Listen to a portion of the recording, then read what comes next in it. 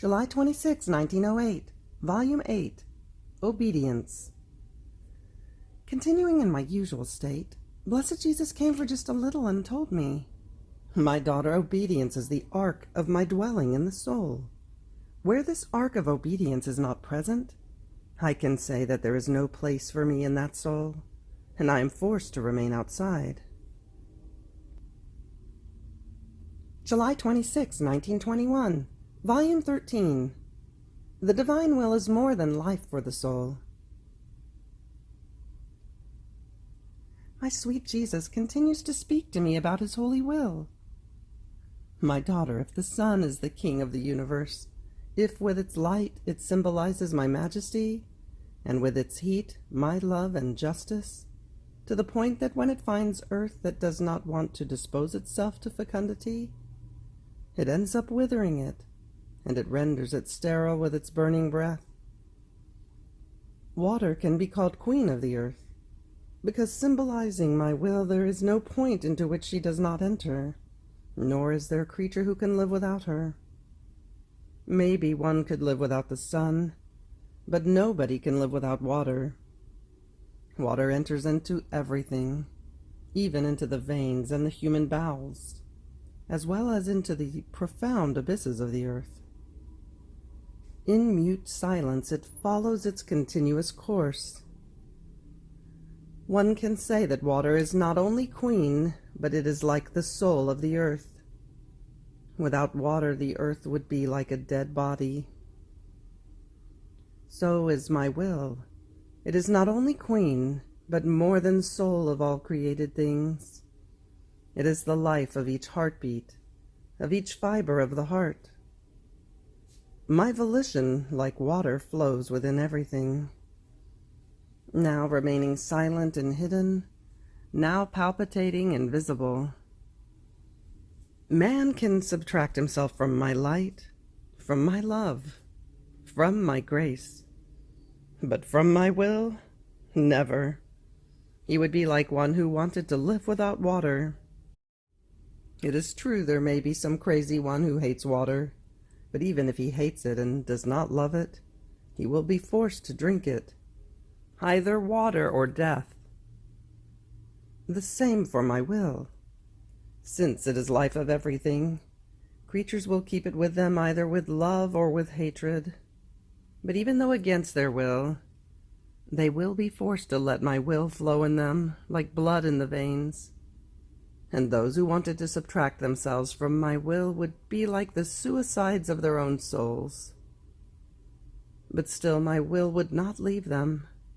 It would follow the course of justice over them, since it could not follow for them the course of the goods that my volition contains. If man knew what it means to do or not do my will, all would tremble with fright at the mere thought of subtracting themselves from my will for one single instant.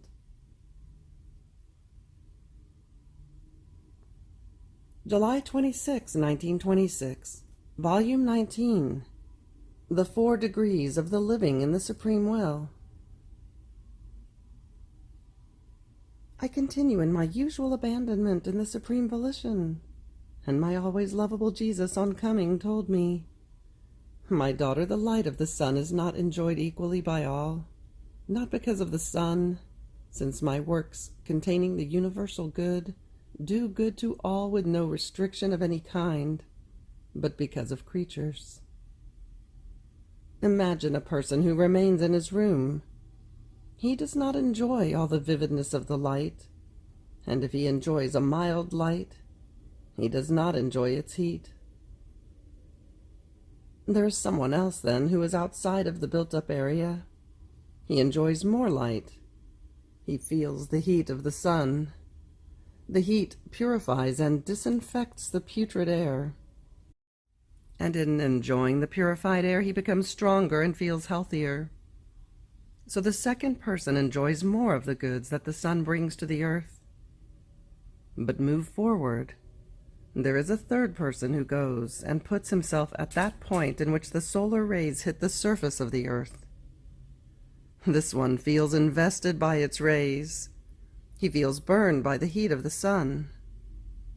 The vividness of its light is such that, his eyes being filled with it, he can hardly look at the earth. He sees himself as though transfused, one could say, into the very light. He feels little of the earth, of himself, and only because he has his feet on the ground. But he lives only for the sun. See what a great difference exists between the first, the second, and the third. But move even further. A fourth person takes flight into the solar rays and rises up to the center of its sphere. This one remains burned by the intensity of the heat that the sun contains in its center. The intensity of the light eclipses him completely, in such a way that he remains dissolved, consumed, within the sun itself.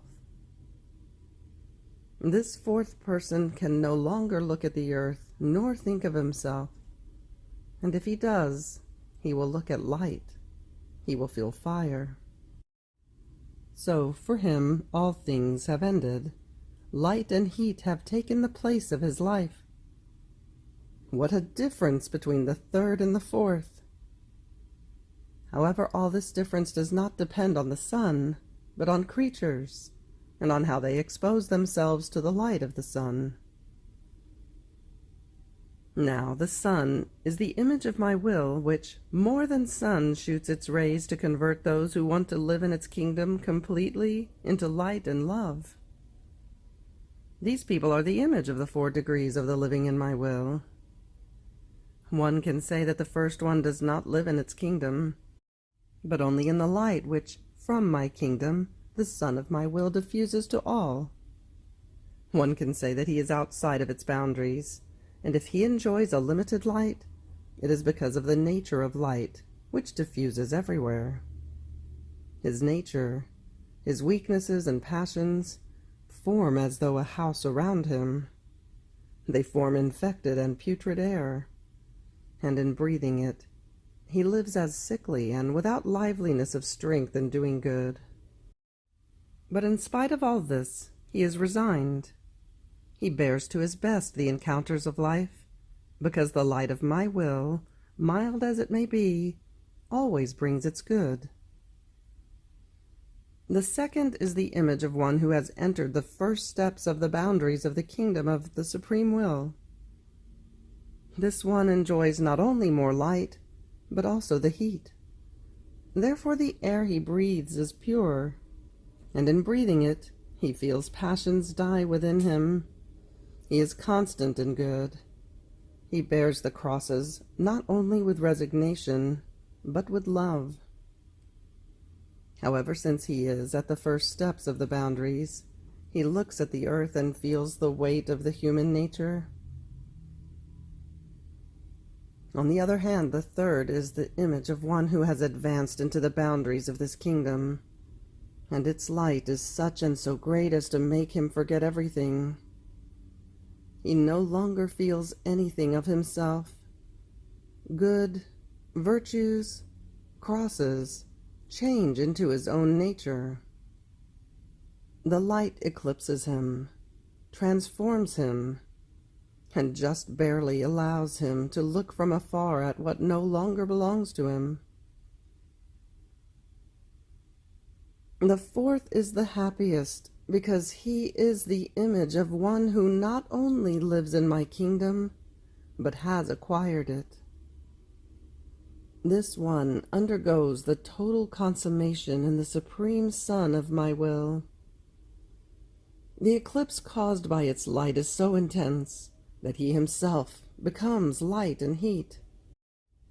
Nor can he look at anything else but light and fire, and all things convert for him into light and love. Therefore there will be a difference of degrees in the kingdom of my will, according to how much creatures will want to take from its goods.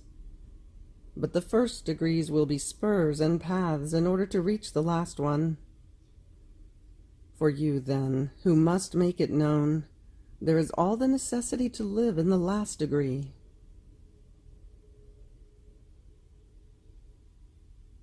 July 26, 1927, Volume 22. How the Divine Will has two characters, incessant act and unshakable firmness. How the human actions serve as straw for the wheat. I was lamenting because of the privation of my sweet Jesus, and pouring out my intense sorrow, I said to myself, how hard his abandonment is. I feel as though I am under a press, squeezed drop by drop. Oh, Jesus, where are your promises? Where is your love? Where is the triumph of your divine will in my poor soul? I feel as though betrayed by you. How bitter my end is. It is not the beginning that one must look at. It is the end that says everything.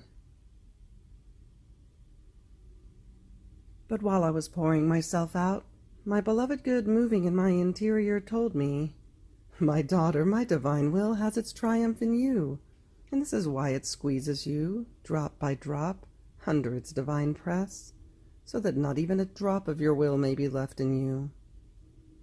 Poor daughter, it is a divine and unshakable will that works you in order to lay its kingdom in you, even in your littlest acts. Therefore, patience. Do not lose heart.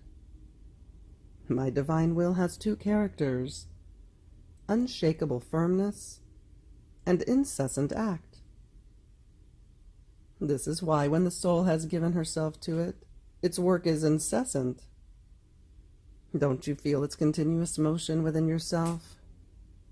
And when I manifest to you a truth about it, with a mastery that is all its own and divine, it places its incessant motion in attitude, and it repeats it continuously within you.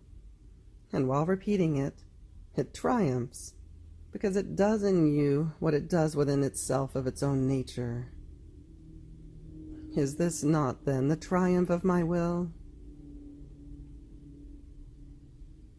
Then afterwards he added, my daughter, all human actions, working, taking food, sleeping, the pains, the encounters, now of sorrow, now of joy, are nothing other than straw. Now wheat cannot be formed without the straw. On the contrary, the straw defends the wheat from frost, from the burning rays of the sun, from the waters, from all the intemperances of the air. Like a garment, it covers the wheat and grows with it. And only when it has formed the wheat and given life to it, then does it detach from it. And the poor straw performs and receives this detachment by dint of threshing, after it has served the wheat and given life to it. Such are the human actions. From the littlest to the greatest, they are all straws. And if one lets the wheat of my will flow within them, they serve in an admirable way to hide and preserve the wheat of my divine volition. And the more the straw, the more wheat can one hope to possess. It is an enchantment, my daughter, to see a human action enclosing within itself the most pure wheat and the refulgent gold of my divine will. Like straws, it seems that they have primacy over the wheat, and they can boast, saying, it is true that we are straws, but we hide within ourselves a divine will that is more than wheat. We remain at its service, and give it the field, that it may be formed in our action. On the other hand, if my will does not flow within them, the human actions remain as straws, worthy of being burned, because they have not formed within them the pure wheat that serves the celestial fatherland. Now, just as the straw is detached from the wheat by dint of threshing, in the same way the human actions are detached from the pure wheat of my divine will by means of death, that knocking down what is human, crushes the garment that kept the gold wheat of my will clothed, and letting it out, it manifests whether it was wheat or straw that the soul possessed. Therefore, it is not the human actions that indicate the value of them, but the will by which they are animated. How many actions, apparently beautiful and holy, will be found as full of mud, if done for the purpose of interest, full of wind if done for the purpose of esteem and personal glory, full of rot if done to please creatures, full of smoke if done out of attachment to what is human. How many things do the straws of the human actions hide? But on the last day of life, when the threshing comes and crushes the straws, it will make known everything they kept hidden inside.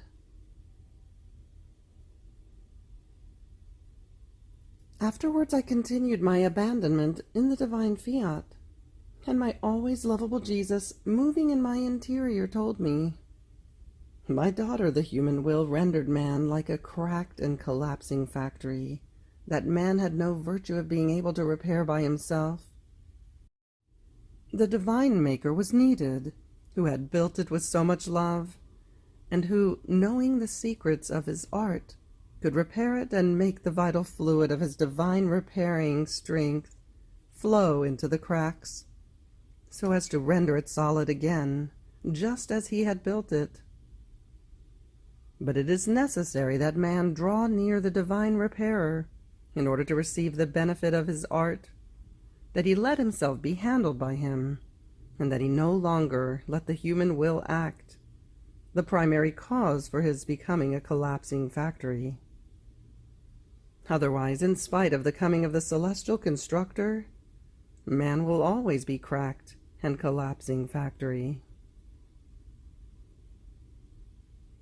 End of July 26th. Fiat.